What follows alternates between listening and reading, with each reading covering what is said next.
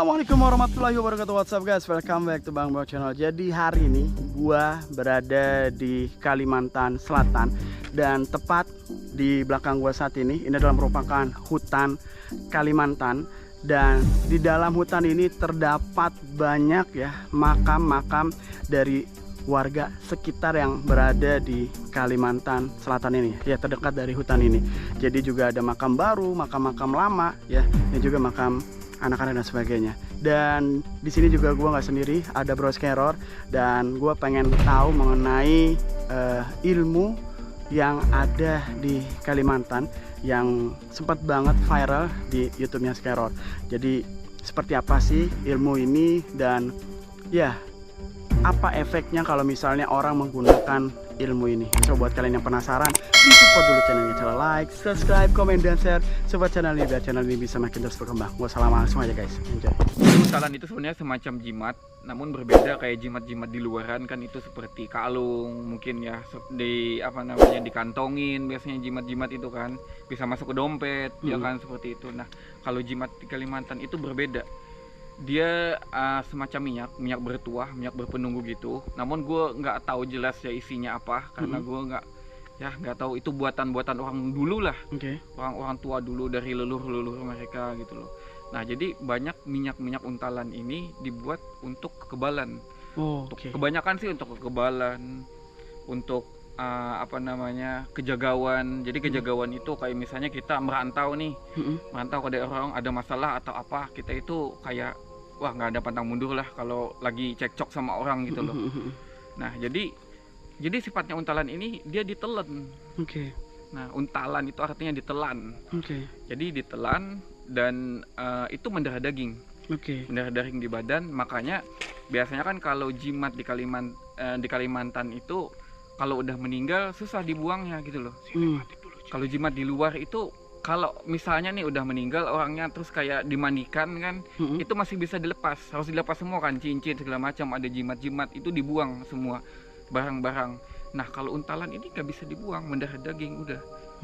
Gimana? Dan orang yang meninggal membawa barang-barang seperti itu, barang-barang yang mungkin ya punya kepercayaan tertentu ya, itu bakalan susah. Nah makanya biasanya orang punya untalan ini pas dimandikan itu pasti bermasalah. Biasanya orang nyari taunya itu pas dimandiin gitu. Bisa taunya tuh dari mandiin, pas dimandiin itu ciri-cirinya pas dimandiin. Seperti apa tuh? Pas orang udah dimandiin itu banyak banget kejadian. Hal ganjilnya seperti apa? Itu dia udah meninggal tapi ngorok, kayak orang tidur. Kayak orang tidur, bener. Dan paling sering itu napak. Jadi pas tangan mau disiram sama air tuh tangannya gerak, mukul. Kadang kaki mau dilap kan, mau dibasahin itu nendang. Itu sering banget. Nah di situ kalau orang udah tahu pas dimandiin nih bermasalah nih mayat, nah itu bakalan ini sama keluarganya, mungkin diurus lah sama keluarganya gitu loh, dibuang dulu. Kadang ada orang yang nggak dibuang, kayak ya udahlah didoain aja udah di segala macam, padahal ada caranya untuk membuang itu. Itu nanti kalau nggak dibuangin terus dikuburin, itu gentayangan, pasti gentayangan. Dan gentayangannya itu bakalan neror biasanya ya. Kalau dulu itu bakalan semua warga itu bakalan diketokin, diganggu, dipanggil-panggil. Ada yang nangis gitu di samping kamar orang gitu loh. Keluarganya sih, terutama itu keluarganya pasti pada didatengin. Apa hal-hal yang belum selesai pasti dia hidup itu dia minta beresin. Mungkin hutang, mungkin segala macam lainnya. Jadi untalan itu seperti itu. Dia sebenarnya suatu jimat yang sebenarnya tidak diperbolehkan untuk digunain orang muslim ya kali ya. Orang muslim yang punya Tuhan ya, dia berpegangnya kepada suatu barang yang bersifat musyrik ya. Nah ketika keyakinan itu dibawa sampai dia meninggal ya, dia bermasalah. Ibarat kata orang itu nggak diterima bumi, gitu loh. Kayak gentayangan seperti itu. Dan untuk cara menghilangkannya seperti apa biar supaya bisa lepas? Sebenarnya cara menghilangkannya itu banyak. Ada yang dulu sih, ada yang kayak alternatif segala macam, dan itu khusus secara kegayapan orang ngerjain dulu. Tapi ini kalau kalian penasaran ya, itu kalian cari aja di YouTube segala macam. Kalau daerah Kalimantan itu udah ada ulama-ulama khusus yang ngajarin tata cara mandinya biar ngilangin ilmu-ilmu kayak gitu. Oke. Ada. Jadi ini bukan cerita-cerita dongeng doang. Kalian Tapi cari, nyata ya. nyata. Nyata. Kalian cari aja kayak ulama-ulama besar gitulah. Itu ada, beliau ngajarin kayak tata cara mandinya gitu, biar ilmunya itu hilang. Bisa hilang. Ini kan kalau misalnya keadaannya beliau ini sudah meninggal. Kalau misalnya dilepas itu ada tata caranya. Iya. Tapi kalau misalnya belum meninggal, cara melepasnya seperti apa? Kalau sebelum meninggal ya jelas orang yang pertama taubat dulu, ninggalin Oke. keyakinan itu dulu kan. Lalu Udah, cara dia melepaskannya? Taubat segala macam. Udah, gitu aja. Oh, dengan sebenarnya. tobat itu bisa lepas sendiri? Tobat hilang sendiri. Oh, seperti Lah, orang- itu. Iya, kayak gitu. Oke. Dan di sini tadi saya sempat melihat ada beberapa makam. Apakah di sini juga ada terdapat pemakaman yang memiliki menganut ilmu seperti itu? Untalan di sini? Kalau di sini sebenarnya banyak, ada makam tua, ada makam baru. Kemungkinan ada kali ya. Oke. Kemungkinan ada karena makam-makam, karena orang dulu yang gue tahu ya, kalau pejuang-pejuang dulu di daerah gue itu, kalau emang orang udah tahu nih orang ini pejuang nih, itu pasti dikuburinnya jauh ke dalam hutan jauh. Karena apa? Kepercayaan orang dulu kalau orang pejuang pasti pakai ilmu macam-macam. Oke. Jadi biar dia meninggal nggak ganggu warga, entah itu gentayangan atau apa, Oke. itu dijauhin dari area pemukiman, nguburinnya. Dari tempat pemakaman umum yang semestinya ya? Iya, jadi Oke. kayak gitu. Jadi seperti itu ya, luar Iya. biasa. Dan sampai saat ini, apakah masih ada orang yang menganut ilmu tersebut? Yang gue tahu ya, kalau daerah mungkin perkotaan udah jarang, tapi kalau daerah pedalaman itu kayak masih ada gitu loh. Masih ada. Kayak masih ada yang emang bener-bener pedesaan banget gitu loh. Oke. Masih ada. Untuk sarannya dari Bro Skaro sendiri terhadap orang yang memiliki atau menggunakan ilmu tersebut seperti apa mungkin? Ya Ada saran? kalau saya sih nggak bisa ngebenerin dan nggak bisa nyalahin juga ya. Tergantung ya tujuan orang, kepercayaan orang, dan niat orang gitu loh. Karena kita nggak tahu niat orang untuk apa gitu loh. Kan ada orang makai yang biasanya ya takut dirampok pas dia kerja segala macam, dia takut pas merantau segala macam. Jadi kalau disalahin juga salah juga gitu loh. Gue nggak bisa nyalahin, nggak bisa benerin juga.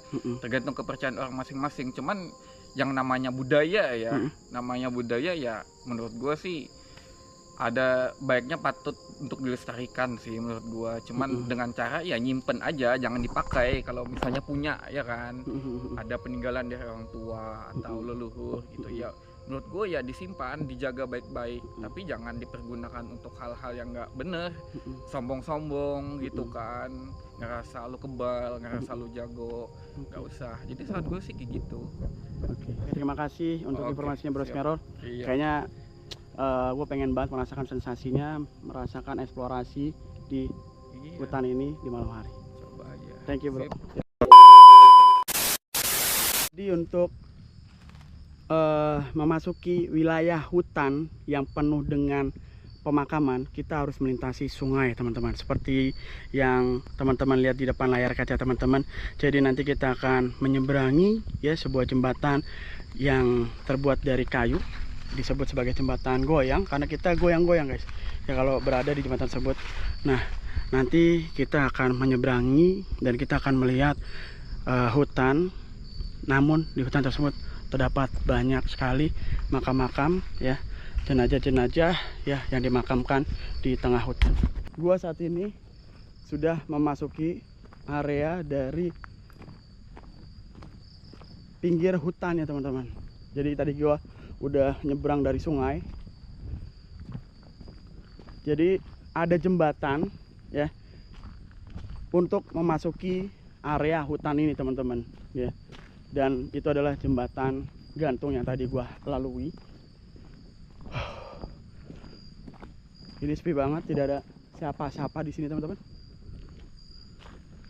Oke. Dan di hutan ini ya, ini terdapat banyak sekali makam-makam ya, yang nggak setiap bagian tuh terdapat kuburan, tapi mencar-mencar. Ada yang sebelah sini, ada yang sebelah sana. Ya, nanti kita akan mencari keberadaan kuburan tersebut, teman-teman.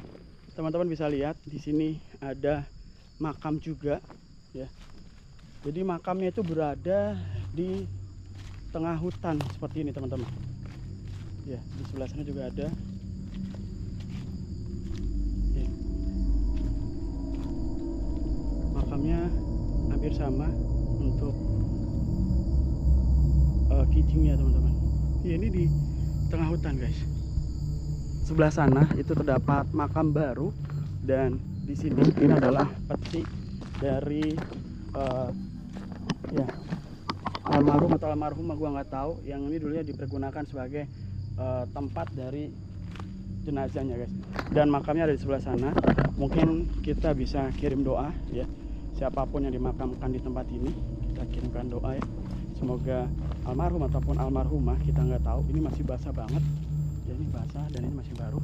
Kita doakan kepada almarhum dan almarhumah ya, semoga diberikan tempat terbaik di sisi ilahi rabbi susani dan almarhum.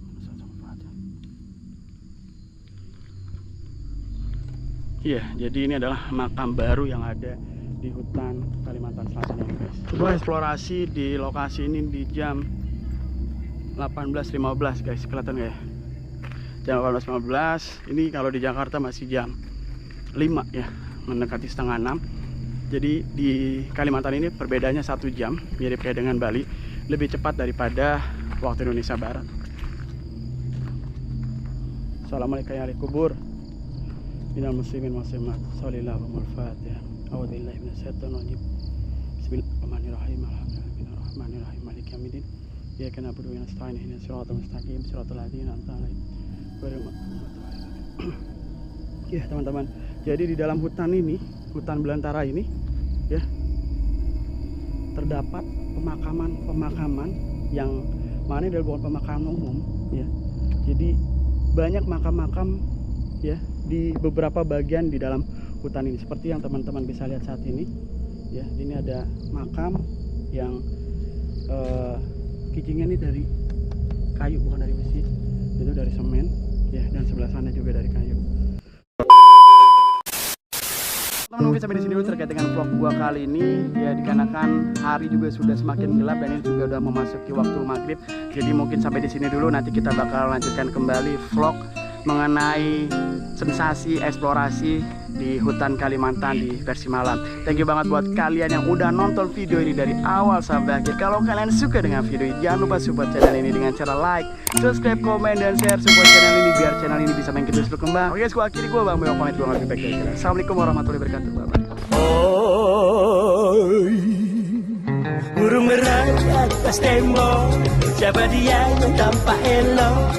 Lepas rindu berwajah sendu, manis cerita, manisnya cinta. Hai basikal duduk berdua, bercengkrama layan adu dan raja. Wahai burung merah di atas tembok, siapa dia yang tampak elok? Lepas rindu berwajah sendu, manis cerita,